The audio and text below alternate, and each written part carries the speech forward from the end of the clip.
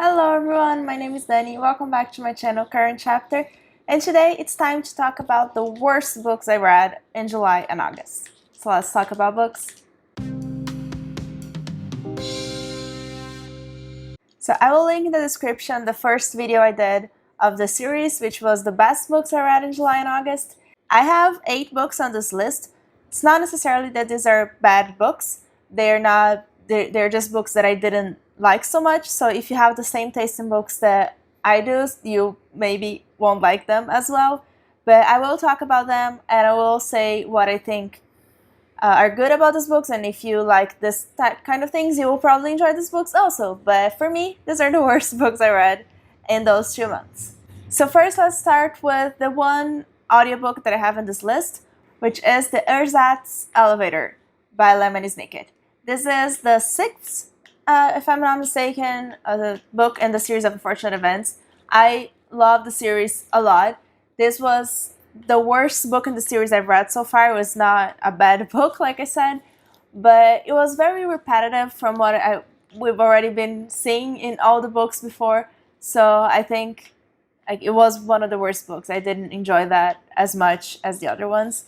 If you are reading the series, I wouldn't say stop the series because of this book. It's not like a really horrible book, and I really want to continue with the series, so it's not something that made me stop reading the whole series. It's just one of the worst of the whole series. And the other one that I don't have the book here with me because I read the ebook through my library is V for Vendetta, and that's probably gonna be a very controversial because I didn't enjoy this book so much. I love the idea, I love the premise. If you don't know what this is about, it was a book released in 1990 about a dystopian future in which an authoritarian government is ruling England. And there's this guy who dresses like Guy Fawkes and tries to, well, in the really beginning of the book, he already blows the parliament, but then it just goes from there. He's training this woman to be also in the revolution with him. So the idea is really cool. The movie is awesome. I really love that. I haven't watched it in a long time, but I remember really enjoying it.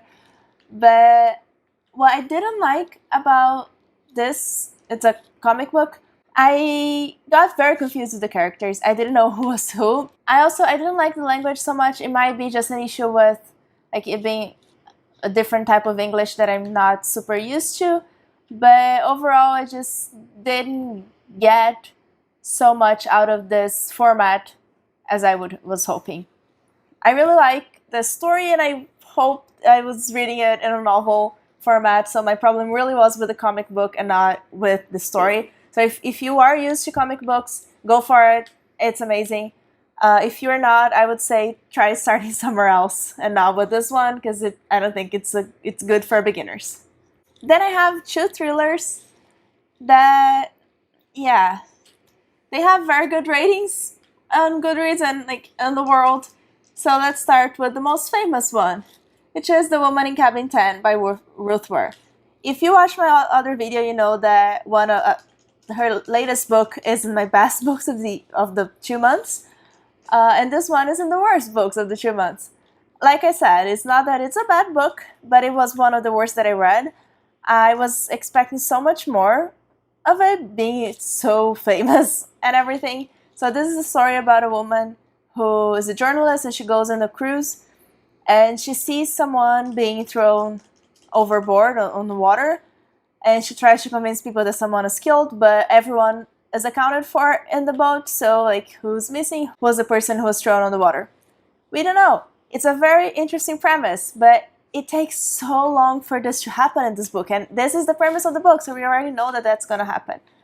And that's something I don't like in thrillers, when it takes too long for the thing that we know is going to happen. And from there were a few surprises, okay, sure, but everything was also resolved faster than I would have liked, and then we just don't have anything else to talk about. So that's my problem with this book. I really like the mystery part, but the mystery didn't take as long in the book as I wanted. So wouldn't recommend it so much. If you have the same taste in books as I do. The second thriller that is in the worst books I read, it's kind of for the same reason, and that is Then She Was Gone by Lisa Jewell. The thing is, if you read, I'm not even going to tell you the synopsis because I figured out what the book was about from the synopsis. It's kind of pretty obvious. And then it doesn't take too long for that to actually be revealed. And then again, we don't have anything else to talk about.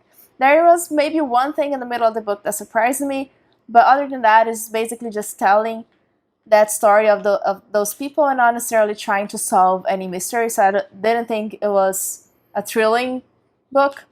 I didn't think it was that mysterious. I just thought it was like a normal. It was a good. I like the way she writes. I think it's a good story, but I wouldn't sell this as a thriller, as a mystery. I wouldn't do that because I don't think it was that mysterious. Then I have two contemporaries in this list, and yeah, I don't think I have. I actually do have a contemporary on my best books that I read.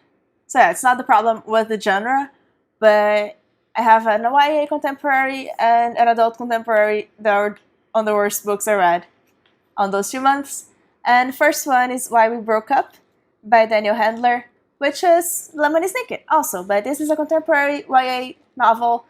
There's nothing to do with a series of unfortunate events.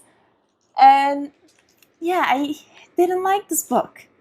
I really, really, really didn't like it. It's so slice of life, and that's something that I really don't like. So I don't know why I don't know. It's been recommended to me by different people. Some of my best friends recommended it. Some of my favorite booktubers have given it 5 stars. So I was hoping it would be kind of different maybe, but it was just very, very boring, and I hated the characters. So the story of this book is about a girl who's breaking up with a guy, and she's telling him all the little things in the relationship that made her break up with him. And I just don't get why she didn't break up with him sooner. He's the worst person ever. She's super annoying. I didn't like any of them. So yeah, I don't think it was relatable, at least to me. I can understand why some people could relate to this book maybe if I read it when I was younger.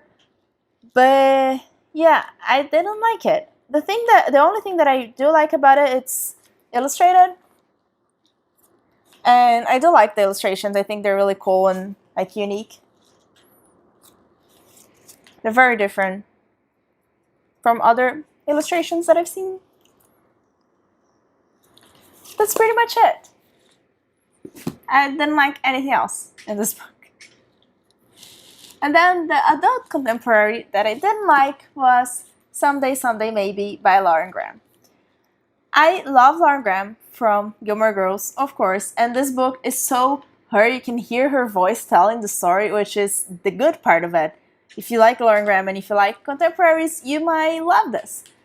The reason I didn't like it was, again, it was about just normal life, which usually it's not something I enjoy anyway, but this main character also is super annoying. It's a story about a girl who's trying to be an actress in New York, and she's going in auditions, and she makes all the worst decisions about her life that you could possibly imagine.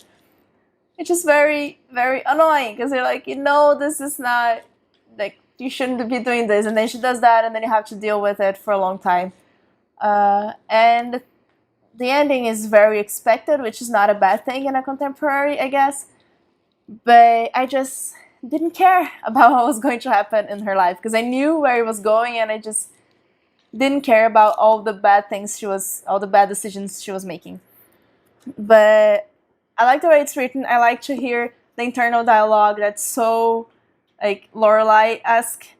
And yeah, that was the good part of this book, but the story is just not for me. And then I have 2 fantasy novels. One YA and one adult fantasy.